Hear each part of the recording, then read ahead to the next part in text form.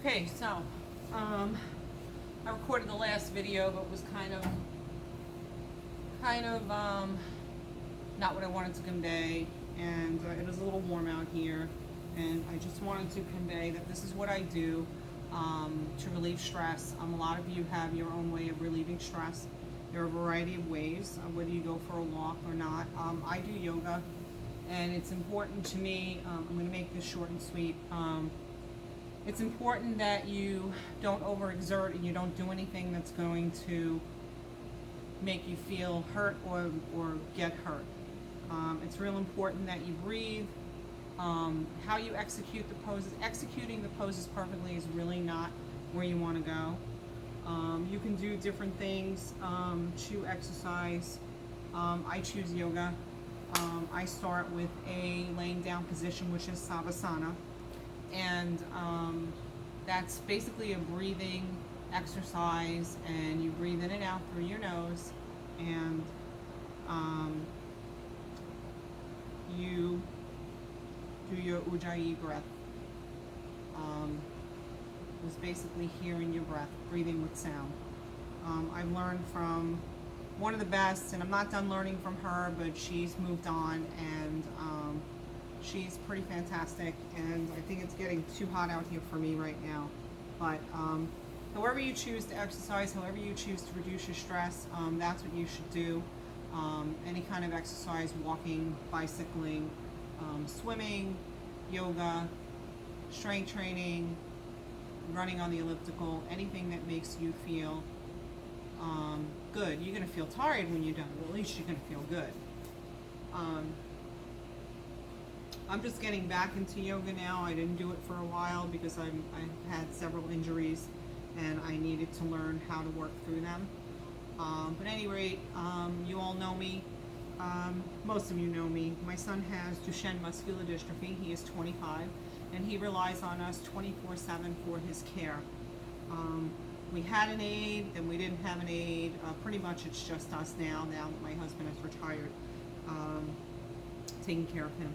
Anyway, that being said, get out there and exercise, even if you just come outside and look at the beautiful sky and, maybe go sit by the pool, or if you have a moment.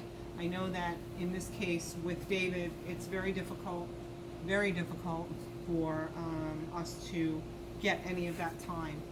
And most people say, oh, well, why don't you go to the beach, or oh, why don't you go to the pool, or whatever. Well, I have the pool right out here, and I've not been in it not one time the whole entire summer through now. It's very difficult. You can't just go and sit with a margarita by the pool, because his needs come before your own, and they have to. And I understand that. It doesn't mean it's not frustrating. It doesn't mean you don't get discouraged. It doesn't mean you don't get annoyed. Of course you do. But these things happen, and life happens, and you lose friends that you thought were your friends, and you gain other friends that may become your lifelong friends. I mean, it's what it is. It's life. People move on. They move on beyond you, and that's what happens. So I'm dealing with a little bit of that, a little bit of feeling not sure quite where I belong. But I know that I'll get through it, and I'll get through it on my own, as I always do. Anyway,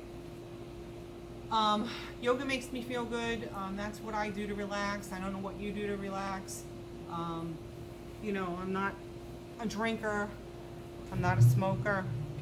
I don't do any of those things. But one thing I don't do is I don't give up. And that's really, really it. And the muscular dystrophy community, the Duchenne community right now is dealing with the loss of an 11-year-old. I can't tell you how many children we lose on a daily basis. As many children are diagnosed, there are 54 kids diagnosed every day with muscular dystrophy, with Duchenne muscular dystrophy, very specific. 54 kids a day, and that doesn't make it rare. There are more than 300,000 families worldwide that are affected by Duchenne muscular dystrophy, and that's just one of the muscular dystrophies out there. You've heard of ALS, Lou Gehrig's disease, you've heard of certain other ones, and you may think they're rare, but they're not rare. So those are the things that go through my mind on a daily basis, and I have to find a way to release that. And yoga is my way to do it. I'm not going to do yoga for you today, but I think it's important that you know that you need to spend time doing things for yourself, whether it's getting your nails done, whether it's getting your hair did. You know, it's not easy, but you make the best of what it is. And that's really it. That's all I have to say for today. And I'm going to try and keep it short.